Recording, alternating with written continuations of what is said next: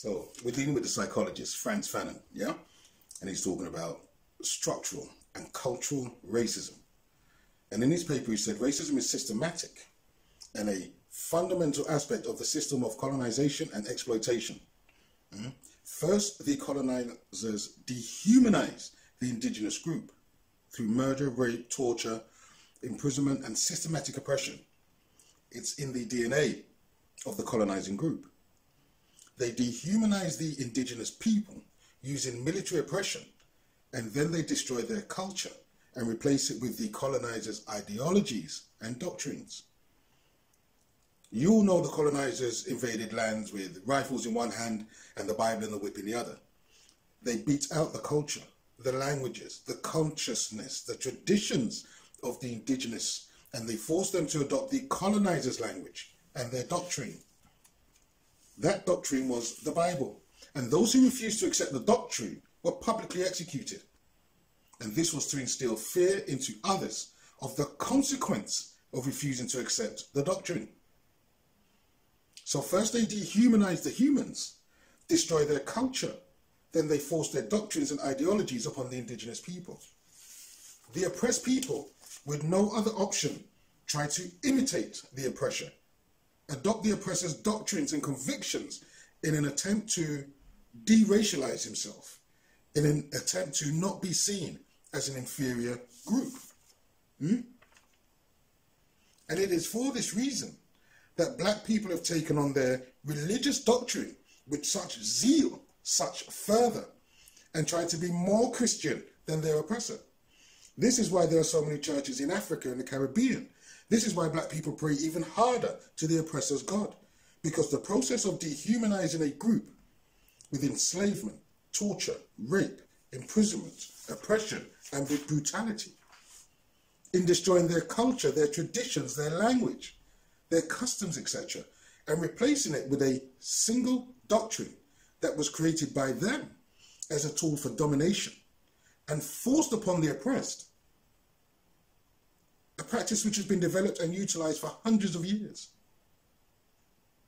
They have black and brown people so damaged psychologically to this day because of 400 years of psychological and physical trauma, that black people cannot let go of the doctrine that was beaten into their ancestors by the colonizers. The oppressor's doctrine, which he originally asserted was not for melanated people because it belongs to them, which they used as justification to enslave melanated people because that was the will of their God. They later decided that it was easier to control the oppressed people by giving them their doctrine and conditioning them to accept their inferior status. Again, because their God had endorsed the enslavement of the sons of some made-up guy, and those sons being of African descent.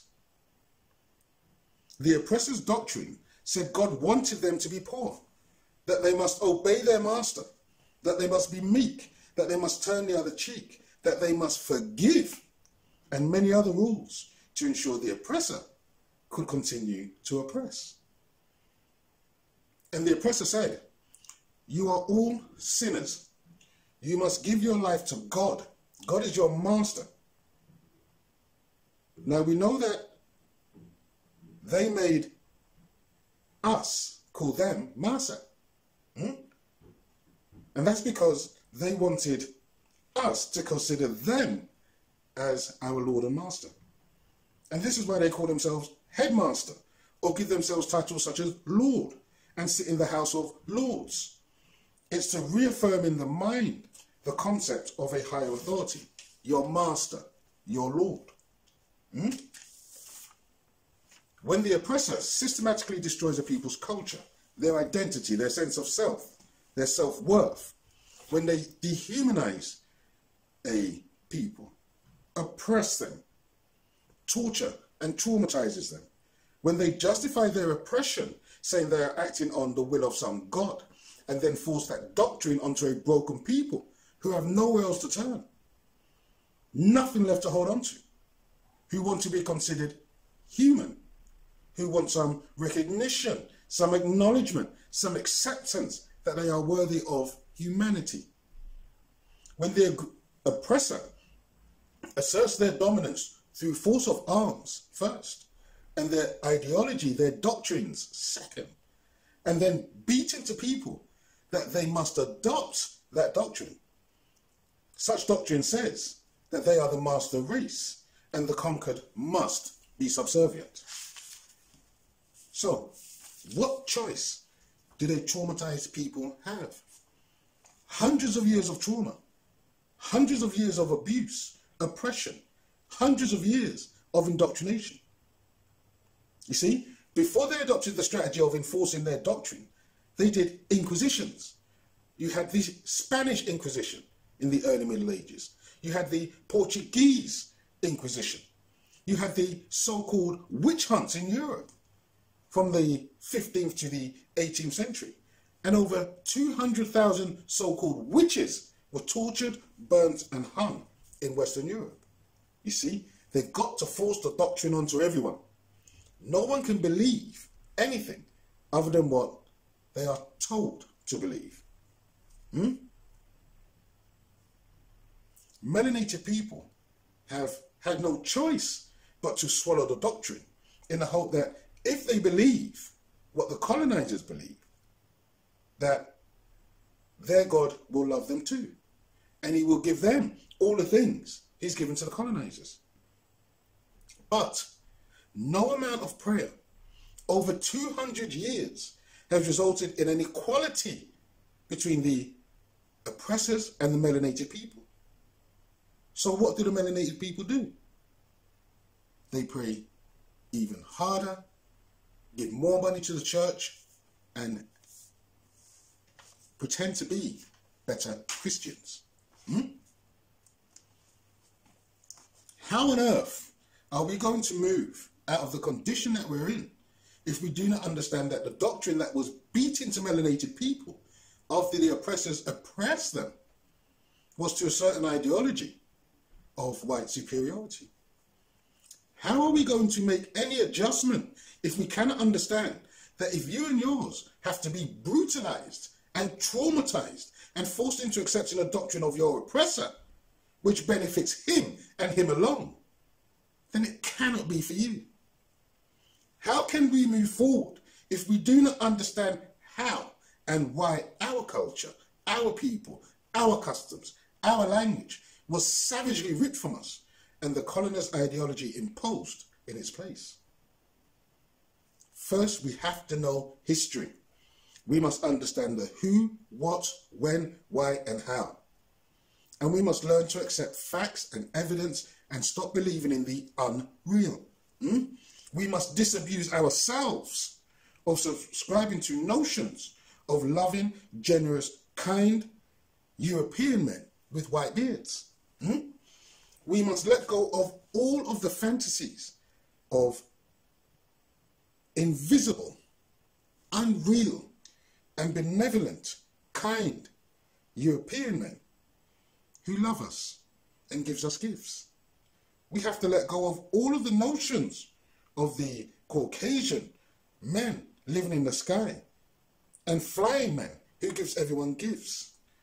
We must stop programming our children into believing in the generosity of the unreal bearded men who give them gifts. Because any gift comes from you. And if you cannot afford all the gifts your child wants, or any gift at all, your child will think the flying man doesn't love him. If you have no money to give your child when his or her tooth falls out, that child is going to think the unreal fairy doesn't love him. You see, you're psychologically programming your child from an early age to believe in the unreal. You're psychologically damaging your children by instilling in them nonsense about good and charitable figures. When neither the flying man or the fairy is doing anything because they're not real. We need to stop giving credit for your own endeavors to some unreal man or unreal woman. You are programming your child to believe in the unreal. It is not cruel to be honest with your child or your grandchild. How on earth can honesty be cruel? How can honesty be cruel? It can only be cruel in an insane world. You see, by conditioning your child to believe in things that are unreal, it's a small step, it's a formality for your child to then believe in other things that are unreal. Do you get my point?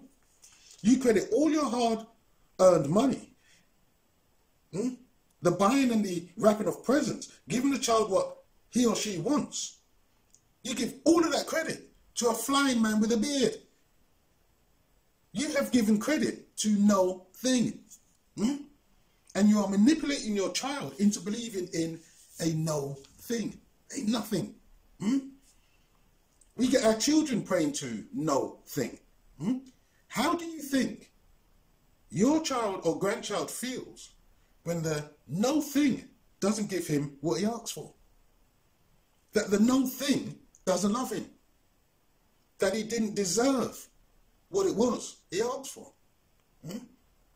When you understand the psychological impact of the lie and the psychological harm of the lie, you will realize it makes no sense to perpetuate the lie to your child or your grandchild, because you are getting them into the habit of believing in something which is unreal. And it is a very small step to get them to believe in other things that are unreal. But the psychological impact upon your child or grandchild in praying or asking this unreal thing for something, and then the child doesn't get it, it makes the child think he doesn't deserve it. It makes the child think she's not worthy of it. And this is damaging to the child. So we need to drop the foolishness. Drop the foolishness first and foremost of programming our own children into believe in benevolent white men with beards who are good, who are kind, and who are generous. Stop that, because it doesn't benefit the child. Okay? It's not innocent to lie. It's not innocent to lie. You all this thing about, oh, it's just a little white lie. No, it's programming. You're indoctrinating your child into believing in things that are unreal. And that must stop. That really, really must stop. Because we're never going to move forward if we are perpetuating a lie to our children to get them believing in things that are unreal. Thank you for watching. Please share and subscribe. More videos coming soon.